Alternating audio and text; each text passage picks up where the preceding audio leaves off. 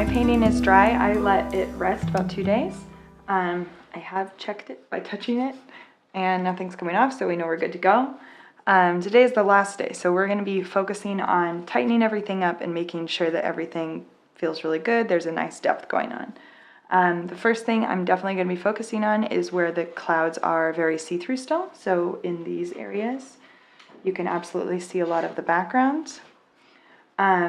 I'm going to be working on pushing my cloud that's in the back further back. My children are talking.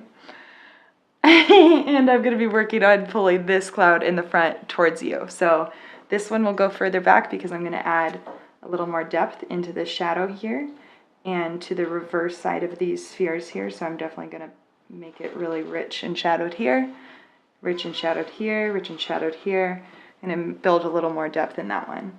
On this one, I am going to be pulling some shadows forward, but I'm going to keep it in this area, and I'm going to be really working on defining my highlights.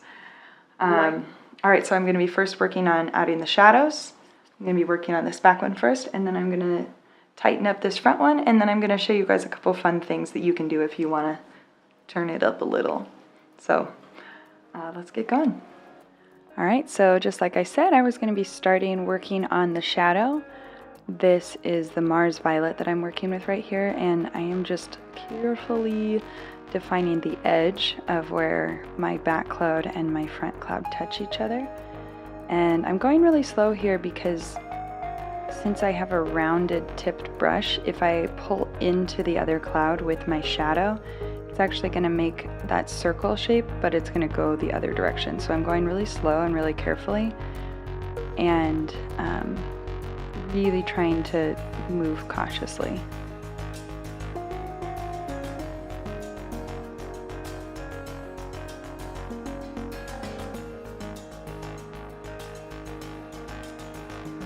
This is probably the part that I am taking my time the most. I don't want to lose all of that momentum that I got in my first session in defining my highlights.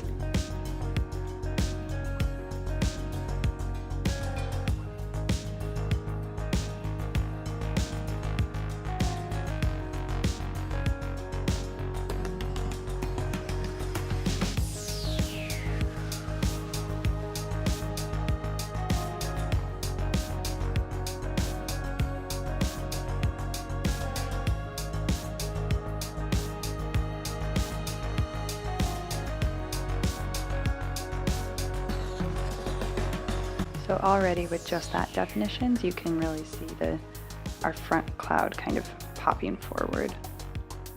On this little guy, right in front, you can see the other side of the sphere. So I'm still thinking about spheres, not as much anymore,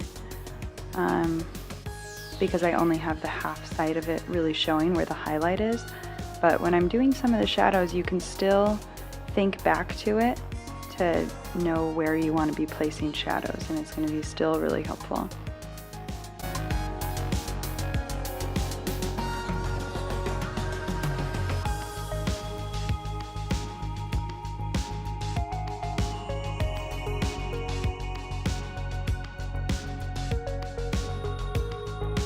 Definitely see right there that half sphere.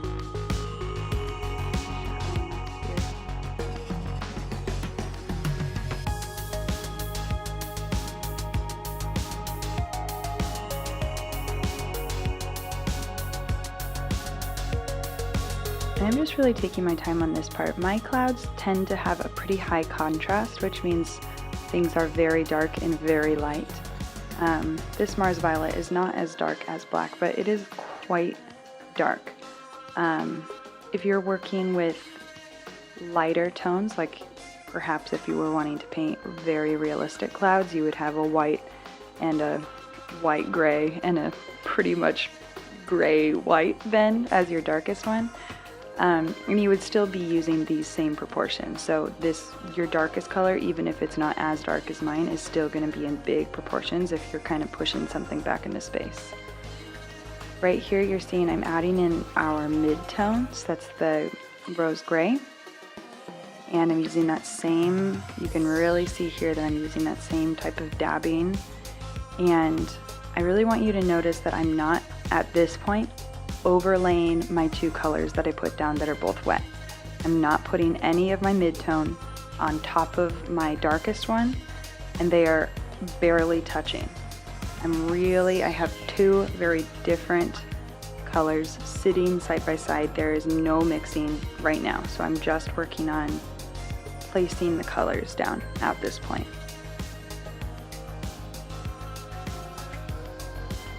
So once I have my colors placed, then I'm going to come in with a very, very clean brush for blending. I'm using the Deerfoot one. You can use any rounded brush as long as it is clean. And here I'm just going over the boundary of the two colors. So I'm blending in where my darkest color touches my medium color, and I'm not extending into my highlight at all. I'm really trying to keep those whites there. So the main part that I'm touching with this is that border between the two colors. And I'm still using the dab.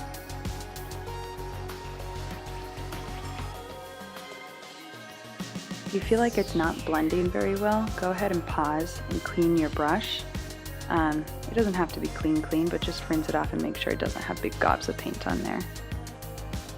Now I'm coming in with a highlight. You can see how nicely the blender got my darkest and my mid-tone value. And so when I'm adding in this highlight, I am just working onto the dry canvas. So I'm not touching the highlight to my other wet paint just like I did before. So I'm just kind of getting a new stripe of paint in here. Checking my light source, making sure I'm putting the highlights in the right spot. You can really see those dab marks here.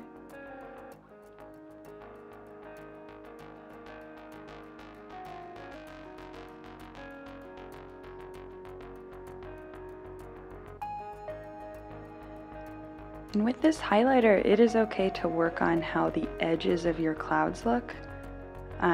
That's the benefit of working with rounded shaped brushes. You can really keep a nice round shape. So if you have any weird spots in your clouds, you can definitely attend to the edges at this point.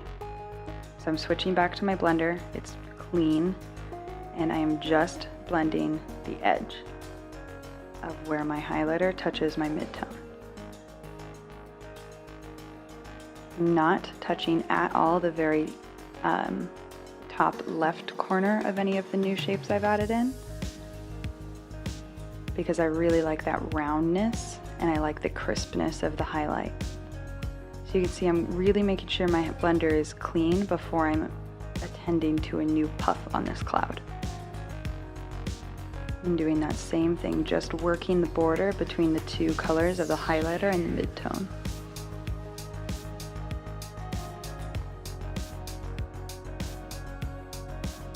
If you want, with your blender, you can kind of pull out, that you saw me just do right then. If the edge of your cloud is a little wonky looking, that is a great technique. So again, before I attend to another puff, making sure my blender is nice and clean. Doesn't have to be the same blender as me, just as long as it is a rounded brush that is clean. Super important.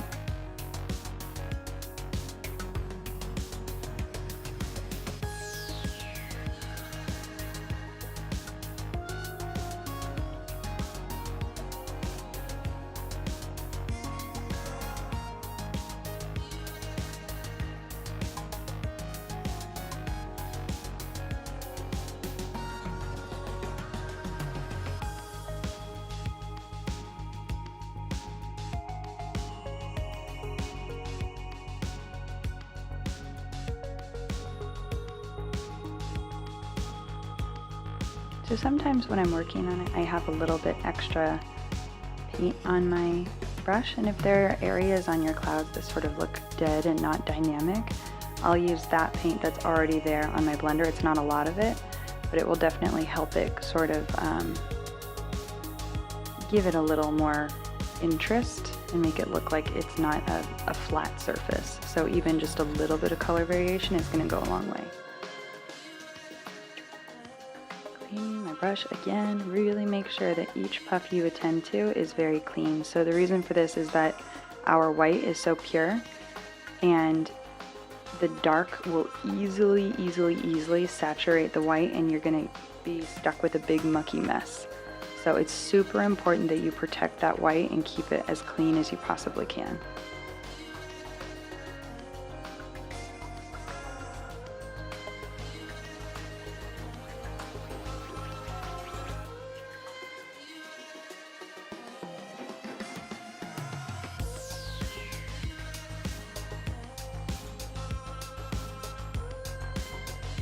So this I just had a little extra, and so I decided to make another little puff just because I had a little bit of white on mine. You can do that too. That's about the end of that back cloud. So I kind of skipped forward on you guys. You saw me add all the shadows into that back cloud, so I've already put some in, and I want you to notice that I put significantly less, and I am putting in a lot more of the mid-tone than I did on the other one. In some of the places where on my back cloud I would have used my darkest value. So right here where I'm working, I'm using the mid-tone. On the other one it would have been the darkest value, but since it's a little closer to me, I know I want it generally lighter. I'm going to add a little bit less of that extra dark color. You can also just do big circles. You can see I just made a huge circle right there, and that's good too. If at this point you're like, I don't know, it needs a little more dimension, you can go ahead and paint actual circles. Here's a little close-up of the blending.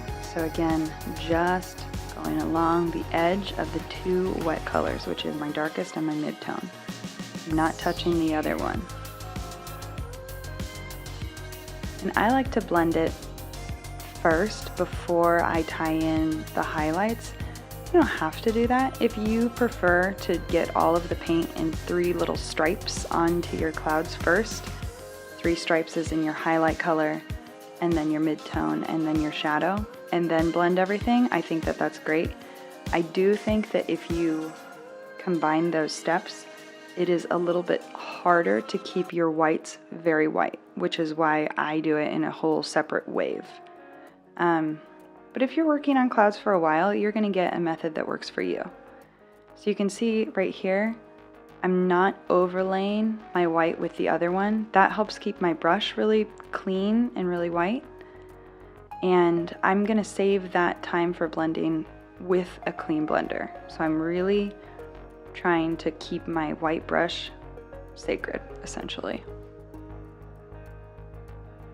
And I'm having way bigger areas of highlights. You can see I'm just dragging that highlight color down into the cloud because it's my front cloud and I want a lot of highlights on it.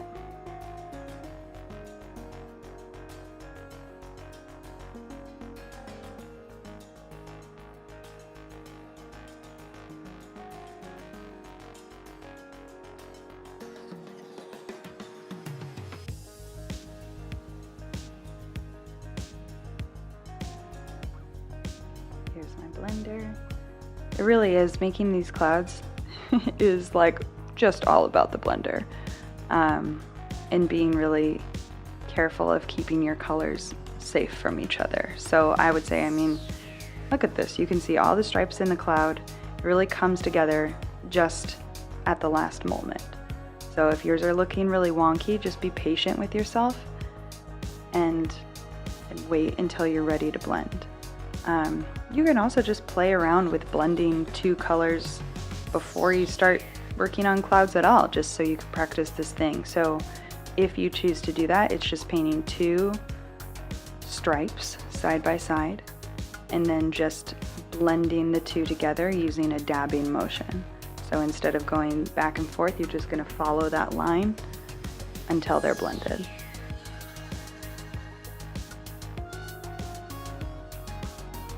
Here's a tight shot of what exactly is going on. I am literally just sticking on that line where the 2 colors were side by side.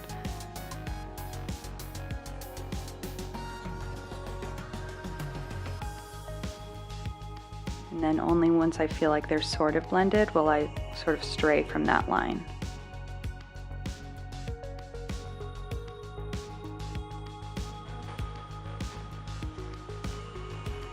All right, here I have a little paint on my blender, and I'm actually just gonna play with how the edges of my clouds look. So I have a little bit of paint. It's not globs, that's really important, and it needs to be very pure white. And I am starting with my brush, starting in my cloud, and I am slowly and quickly flicking it to the outside of my cloud. This will not work if you get anything dark onto your brush. So if you're dragging it into the, if you're dragging it past anything that is quite dark, look at your brush before you touch it back to the canvas. So if it has anything dark on it, you're gonna add a bunch of black streaks to your cloud. I wanna show you guys a couple extra credit things. So right here I have a flat brush, and I am very gently dragging it across the surface of my cloud. So my cloud right now is still wet, but not sloppy wet. And I dragged it all in one direction, very linear, and now I'm dragging it in the opposite direction. So I'm sort of making a box like this. I think it's really interesting. It's a really cool visual effect. Another thing I like to do is just use my rag for blending. So I'll have a small surface, and using those circular motions, it helps blend it also. So if you're having a hard time with the blender, you can definitely try a rag. And the fun thing about a rag is you can also adjust how the edges of shapes are looking. So if your clouds are looking really maybe too puffy, you can flick with your rag, just like this, and sort of make the clouds pulled.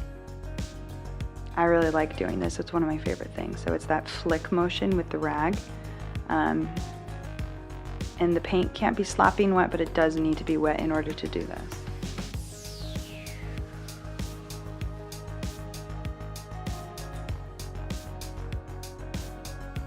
So again, just going in with those circular motions, flicking motions. These are all finishing touches, and I actually think that this is about good. All right, guys, so I'm gonna stop working on it. This is pretty darn good. So I'm gonna leave this here. I'm gonna take off my little sun because we don't need it anymore. So like you guys saw, I was really trying to push this cloud back into space and pull this one forward, and I did that by adding a lot more white to this one and keeping a lot of shadows here. Everything is about circles and spheres in this, but you can start playing with it like you saw a little bit towards the end because you already have these circles so strongly worked in. So like we saw up here, I was playing with a flat brush, and that flat just helps drag it. So that's just some fun extra stuff you can do. Also, if the dabbing with the brushes, you want a different effect, using small circles with rag also works really, really great. So I hope you guys enjoyed this video, and I will see you on the internet.